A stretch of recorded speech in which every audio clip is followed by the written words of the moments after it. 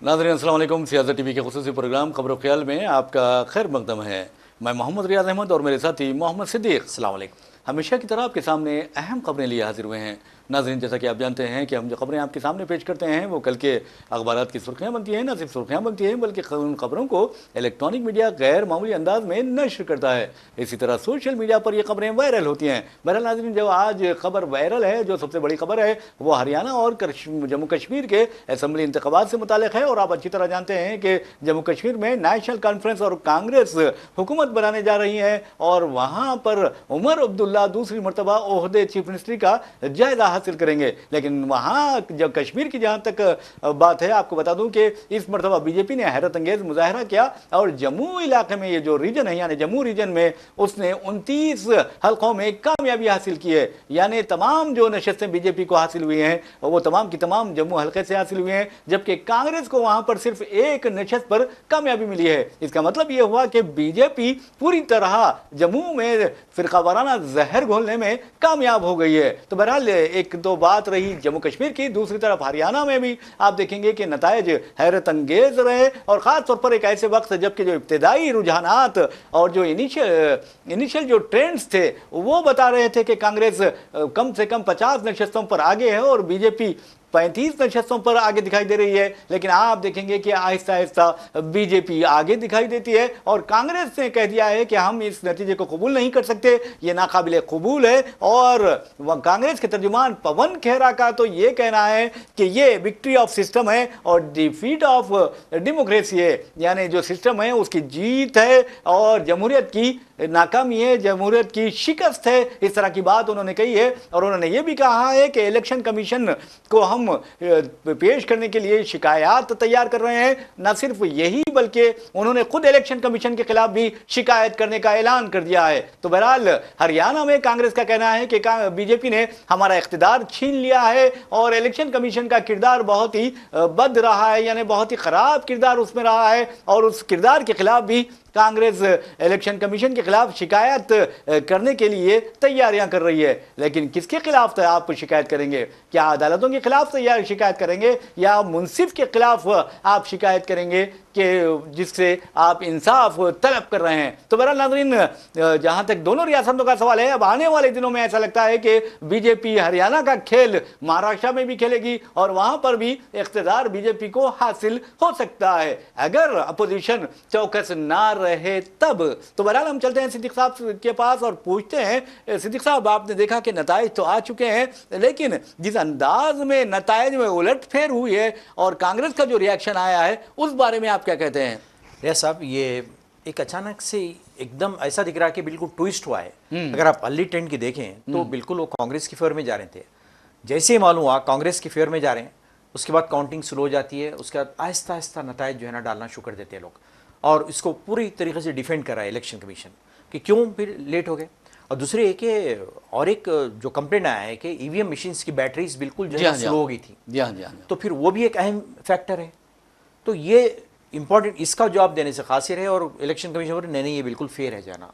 तो अब सवाल ये पैदा होता है कि फेयर है तो फिर क्यों फिर अचानक नहीं एकदम चेंज क्यों? इतना बड़ा फर्क कैसा आता है? इतना बड़ा फर्क कैसा होता है? और कई ऐसे हल्के जाते हैं जहाँ पे जो है ना बिल्कुल कम मार्जिन से डिफीट हुई है कांग्रेस कैंडिडेट्स को जाना, 5,000 से भी कम। तो ये फर्क जो एकदम से हो गया है, क्यों हुआ है अचानक से? इसका जवाब कौन देंगे? ये साफ जाहिर है कि जो है ना कि बराबर इसमें जो है ना उनका इल्जाम है कि उलटफेर कुछ ना कुछ गड़बड़ी ईवीएम मशीन में की गई है और बड़े जो है ना इल्जाम से कह रहे हैं कि हम जो है ना तीसरी मरतबा जीत गए हैं।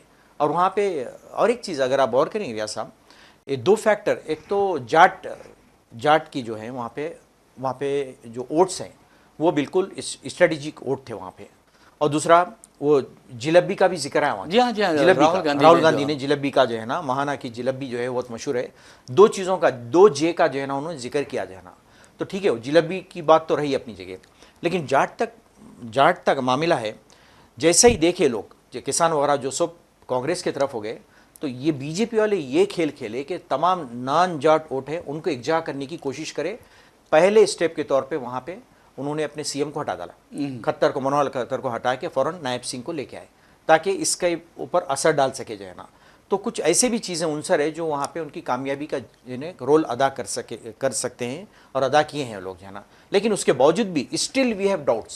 بالکل، اور کانگریس نے ڈاؤٹ کا اظہار کیا ہے، اپوزیشن نے ڈاؤٹ کا اظہار کیا ہے، اور شکوک و شبہات کا اظہار کیا جا رہا ہے، اور ہریانہ کے جو نتائج آئے ہیں اس پر انگلیاں اٹھائی جا رہی ہیں. ویسے ناظرین اگر یاد رکھیے، اگر بددیانتی کے ساتھ اگر کوئی کامیابی حاصل کرتا ہے تو اس کی کامیابی تو ضرور ہو جاتی ہے، لیکن ایک بات یہ ہے کہ جمہوریت کو جو نقصان پہنچتا ہے اس کا ازالہ نہیں کیا جا سکتا، اور اس کا آپ دیکھیں گے کہ پابجائی نہیں کی جا سکتی. ایسے میں آپ جیت جائیں یا آپ حکومت بنا لیں تو اس سے فرق نہیں بنتا، کیونکہ یہ جو جیت ہوتی ہے وہ جھوٹ پر مبنی ہوتی ہے، اور جھوٹ پر جو قائم چیز ہوتی ہے وہ لڑکھڑا جیت آتی ہے. یہ ایک مذاق کی طرح ہے ریاض صاحب، جمہوریت کے ساتھ ایک مذاق ہے اگر آپ دیکھا جائے تو جو ہے نا. آپ جو اس طرح کی حرکتیں کر رہے ہیں کہ یہ بالکل جو ہے نا کھلواڑ جو کر رہے ہیں ای وی ایم مشین سے، یہ بہت بڑا مذاق ہے، عوام کے ساتھ بھی مذاق ہے. لیکن اپوزیشن تو یہ الزام عائد کر رہی ہے، تو ہم آپ دیکھیں گے کہ الیکشن کمیشن ماننے کے لیے تیار ہی نہیں ہے. اب آپ اندازہ رکھیے، جے رام رمیش نے واضح طور پر کہا، پورے ثبوت کے ساتھ انہوں نے کہا، پورے دلیل کے ساتھ انہوں نے کہا کہ آپ جو ووٹنگ کا پرسنٹیج ہے وہ بہت ہی سست روی کے ساتھ آپ اپنے ویب سائٹ پر پیش کر رہے ہیں، جبکہ ایسا نہیں کیا جا سکتا، بلکہ آپ کو ٹائم ٹو ٹائم اپڈیٹ کرنا پڑتا ہے. الیکشن کمیشن کہہ رہا ہے کہ ہم نے ہر 5 منٹ میں اپڈیٹ کیا ہے. تو پھر کیا جے رام رمیش پاگل ہو گئے ہیں کہ وہ الیکشن کمیشن کے خلاف اس طرح کی بات کریں؟ ریاض صاحب اس سب کا ایک ہی جواب ہے، الیکشن کمیشن کس کے انڈر میں ہے آپ اندازہ کیجیے. بس جو ڈائریکشن اس کو ملے گا اس کے فیور میں وہ کرے گا. تو اس کا مطلب یہ ہوا کہ مہاراشٹر میں بھی اسی طرح کا کھیل کھیلا جائے گا؟ بالکل کھیلا جا سکتا ہے. کہیں بھی آپ کتنا بھی چوکن نہ رہیں، کچھ بھی کریں، اگر آپ تھوڑی بھی چھیڑ چھاڑ کر دیں تو آرام سے جو ہے نا آپ مینیپولیشن کر کے جیت جا سکتے ہیں. تو اب یہ کون کرے گا اس کا جو ہے نا ازالہ کون کرے گا؟ لیکن ایک بات یہ ہے، دیکھیے کہ جو جیتا وہی سکندر، اور آپ نے دیکھا کہ آج وہاں پر کسان، پہلوان، جوان متحد ہو گئے ہیں، لیکن اس کے باوجود بھی بی جے پی تیسری مرتبہ کامیاب ہوئی ہے. تو اس کا مطلب یہ ہے، جیسا کہ کانگریس نے کہا ہے کہ دال میں کچھ کالا ہے، ہیرا پھیری کی گئی ہے، اور کانگریس نے ان نتائج کو قبول کرنے سے بھی انکار کر دیا ہے. اور خاص طور پر پون کھیرا جو ترجمان ہیں کانگریس کے، انہوں نے کہا کہ ہم اس طرح کے نتائج کو قبول نہیں کر سکتے، اور انہوں نے ایک بات کہی ہے، اگر ہم تمام نتائج کا جائزہ لیں اور ایک لائن میں اگر اسے بیان کریں تو یہ وکٹری آف سسٹم ہے اینڈ ڈیفیٹ آف ڈیموکریسی ہے. انہوں نے یہ بات کہی ہے. بالکل.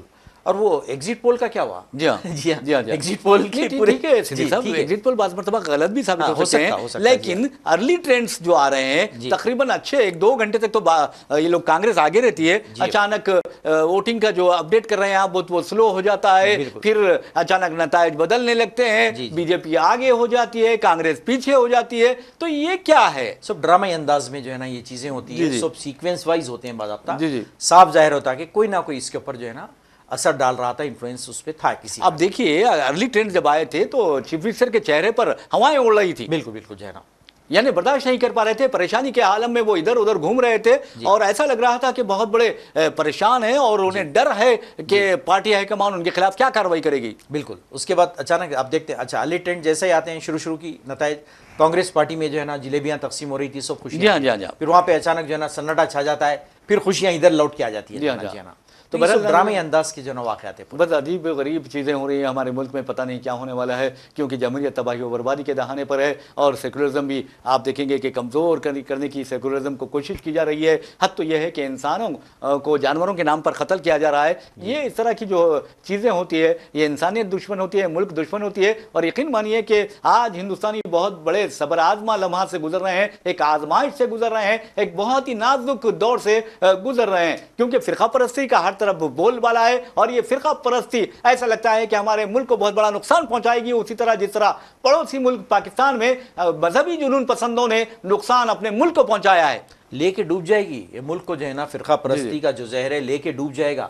یعنی اتنے شیرازہ بکھر جائے گا کنٹری کا، جس وجہ سے یہ لوگ جو ہے نا زہر پھیلا رہے ہیں. اور اب آپ دیکھیے جموں کے جو نتائج آئے ہیں، کانگریس 1 نشست پر کامیاب ہوتی ہے، بی جے پی 29 نشستوں پر کامیاب ہوتی ہے. تو کس طرح وہاں فرقہ پرستی کا زہر گھولا گیا لوگوں کے اذہان و قلوب میں. اور ایک بات آپ کو یہ بتا دوں کہ حد بندی بھی جو کی گئی ہے وہاں بہت سوچ سمجھ کر کی گئی ہے. اگر جموں میں 29 سیٹ یا 30 سیٹس بی جے پی لا رہی ہے اور باقی کے سیٹس یہ لوگ کے تقریباً 60 سمجھیے، تو اس کا مطلب یہ ہے کہ بی جے پی آگے جو اس کے ارادے ہیں خطرناک ارادے ہیں. بالکل عزائم جو ہے وہ بڑے خطرناک ہے، اور اس کو جو ہے نا اس کو بھی بانٹنے کم نہیں ہے لوگ، جموں کو الگ کشمیر کو الگ کرنے کے لیے بعد میں جو ہے نا یہ لوگ کم نہیں ہے. اب جموں کی ایک الگ ریاست بھی بنا سکتے ہیں لوگ بنا کے، تاکہ ہمارا سی ایم وہاں پہ آ جائے. یہ بھی ہو سکتا ہے بالکل آگے کے ان کے جو ہے نا یہ بھی ہو سکتا ہے. اور میں سمجھتا ہوں کہ یہ پروگرام جو ہے ناظرین کو یاد رکھنے چاہیے. ہو سکتا ہے کہ آنے والے برسوں میں بی جے پی اپنے آپ کو اور اقتدار پر قائم رکھنے کے لیے جموں کو الگ ریاست بھی بنا سکتی ہے. ممکن ہے یہ ریاست ہو سکتا ہے ایسا بالکل جانا. جی بہرحال ناظرین آپ کو بتا دوں کہ جہاں تک ہریانہ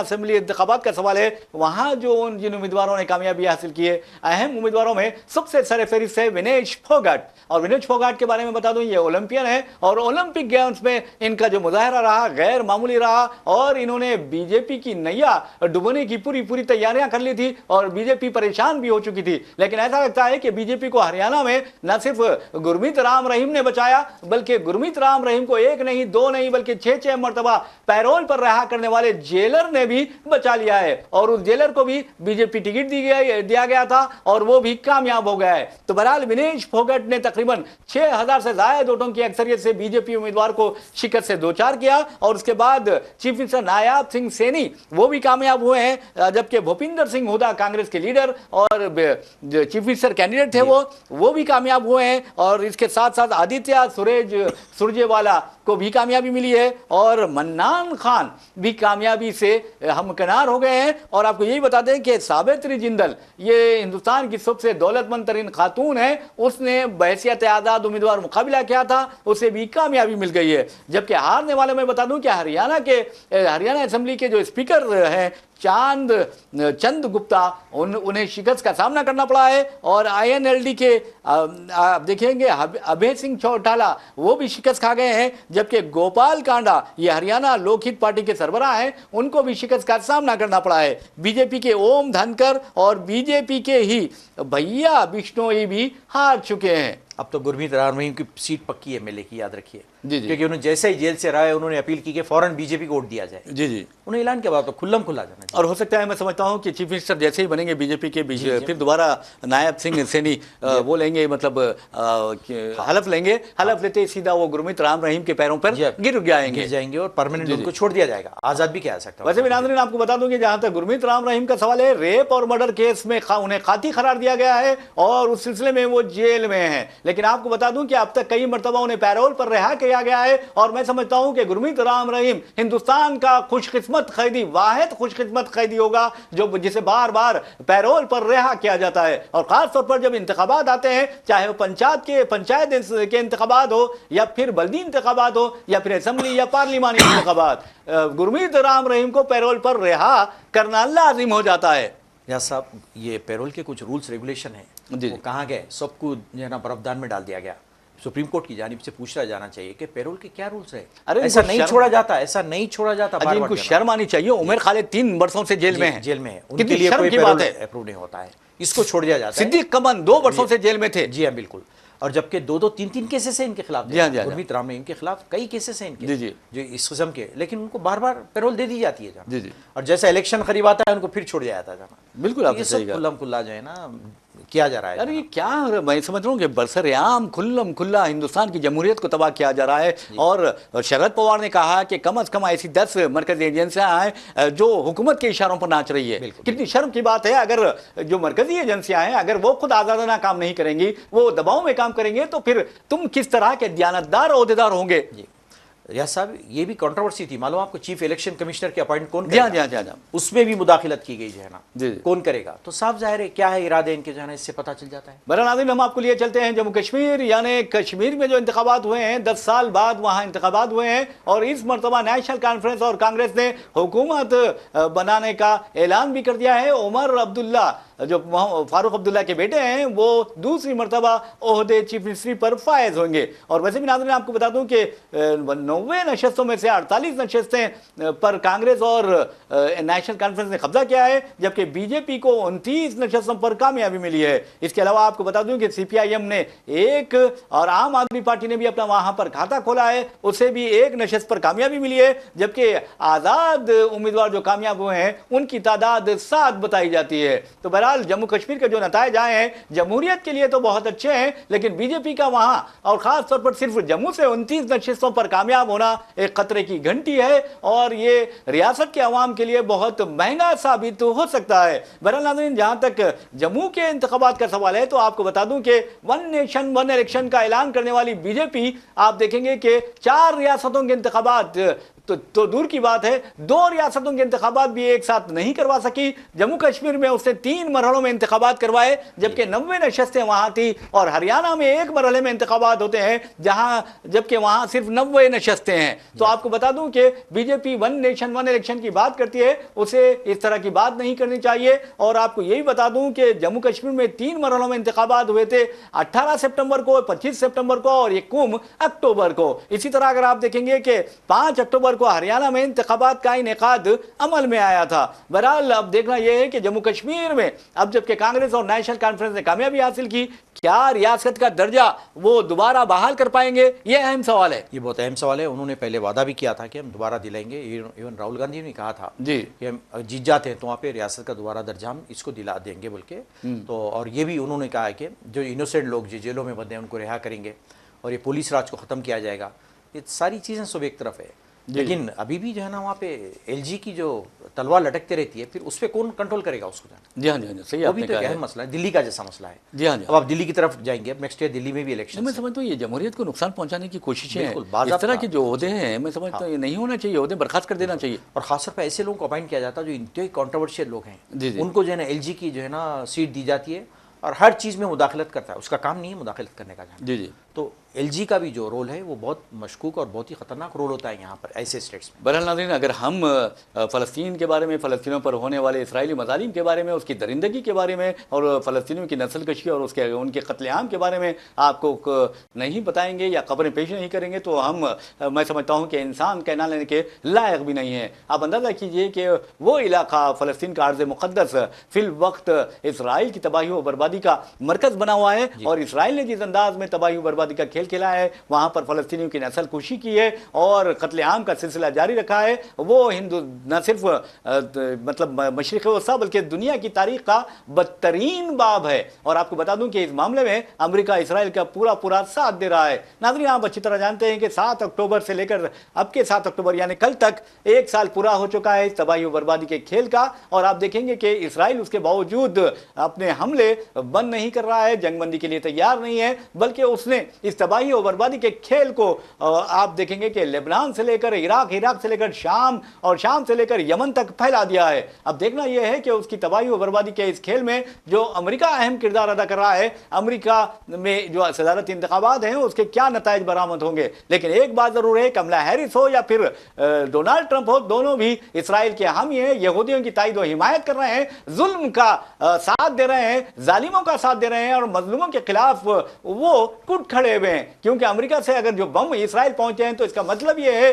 کہ امریکہ فلسطینیوں کا دشمن ہے، اور فلسطینیوں پر بم برسانے میں جتنا اسرائیل ذمہ دار ہے، امریکہ بھی اتنا ذمہ دار ہے۔ فلسطینیوں کے قتل عام، ان کی نسل کشی میں اسرائیل جتنا ذمہ دار ہے، امریکہ اس کی امداد کرتے ہوئے اسی طرح کا ذمہ دار ہے اور شریک جرم ہے۔ بالکل، اس کے ہاتھ خونین ہے۔ جی جی، ایسا غور کریں گے، ایک پہلی چیز ایک تو یہ کہ حکومت کس کی بھی ہو، پالیسی ان کی چینج نہیں ہوتی ہے، خاص طور پہ جو اینٹی فلسطین وہی پالیسی ان کی برقرار رہیں گی، ان کی سپورٹ برقرار رہے گی۔ اور دوسری چیز آپ غور کریں گے، امریکہ اور یورپین کنٹریز میں سارے لوگ یہودیوں کی جو ہے نا سپورٹ کرتے ہیں، تائید کرتے ہیں، لیکن عوام پورے روڈ پہ نکل کے جو ہے نا مخالفت کر رہے ہیں۔ اب بتائیے کہ یعنی حکومتیں کر رہی ہیں، حکومتیں کر رہی ہیں، لیکن عوام آپ دیکھیں گے جس میں ہر مذہب کے لوگ شامل ہیں، یہ قتل عام کا جو ہے نا کھلے عام جو ہے نا اظہار کر رہے ہیں، لاکھوں کی تعداد میں، میڈیا نہیں بتاتا ہے، لاکھوں کی تعداد میں عوام روڈ پہ نکل کے احتجاج کر رہے ہیں، افسوس کا اظہار کر رہے ہیں، لیکن رولرز کو کوئی شرم نہیں آتی، کیونکہ رولر جو ہے نا ان کے ہاتھ میں کٹ پتلی بنے ہوئے یہودیوں کے جانا۔ جی جی، اگرچہ بت ہے جماعت کے آستینوں میں، مجھے ہے حکم اذاں لا الہ الا اللہ۔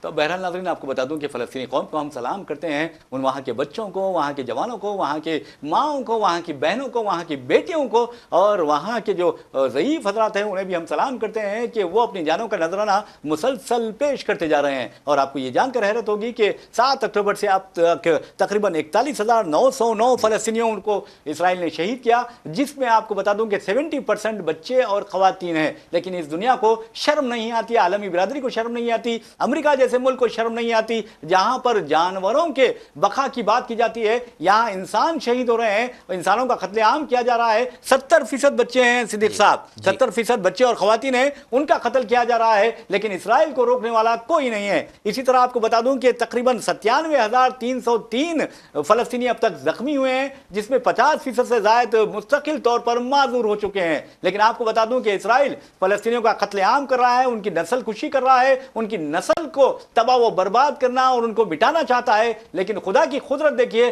کہ فلسطین میں ہر دن 180 بچے پیدا ہو رہے ہیں.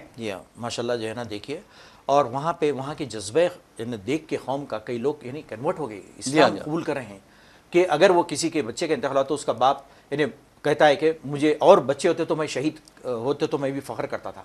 اس قسم کا جذبہ دیکھ کے جو ہے نا کئی لوگ کنورٹ ہوئے ہیں, تیزی سے اسلام پھیلا ہے امریکہ میں اور یورپ میں جو ہے نا.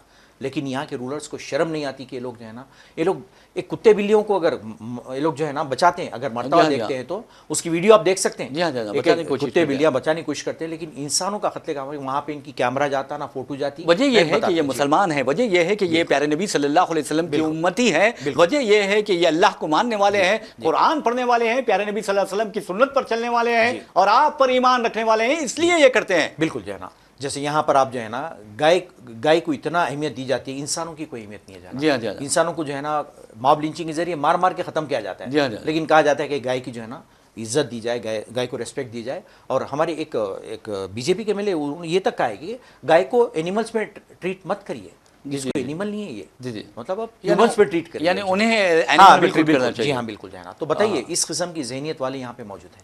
برحال ناظرین, آپ کو بتا دوں جہاں تک ہم اسرائیل کی بات کر رہے تھے, اسرائیلی مظالم کی بات کر رہے تھے, تو آپ اندازہ کر سکتے ہیں کہ اسرائیل نے تمام جو انسانیت کو شرمسار کرنے والی تمام حدود پار کر لی ہیں, اس کے باوجود بھی اس کے خلاف کوئی کارروائی نہیں ہوتی, اس کے خلاف پابندیوں کا اعلان نہیں کیا جاتا. یورپین یونین جیسے جو آرگنائزیشن ہے وہ لوگ بھی, یعنی یورپی ممالک کی جو تنظیم ہے وہ بھی اسرائیل پر پابندیاں عائد نہیں کرتی. اقوام متحدہ بھی پابندیوں کا اعلان نہیں کرتا. امریکہ یا پھر دوسرے حلیف ممالک بھی پابندیاں عائد کرنے اسرائیل پر پابندی عائد کرنے سے ڈرتے ہیں, گھبراتے ہیں اور شرماتے ہیں. تو بہرحال ایران پر آپ پابندی عائد کریں گے لیکن اسرائیل پر پابندی عائد نہیں کریں گے, جبکہ وہ پوری دنیا جانتی ہے کہ یہ بچوں کا قاتل ہے, فلسطینی بچوں کا, خواتین کا قاتل ہے, فلسطینیوں کا قاتل ہے اور قاذب ہے یہ. اور اب تو لبنان میں بھی اس نے تباہی مچائی ہے. تو آپ کو بتا رہا تھا میں کہ 6,50,000 سے زائد بچے اور جو عورتیں ہیں یا بڑے ہیں فلسطین میں, وہ ہائپر ٹینشن کا شکار ہے. اس کے علاوہ آپ کو بتا دوں کہ 1,500 جو ہیں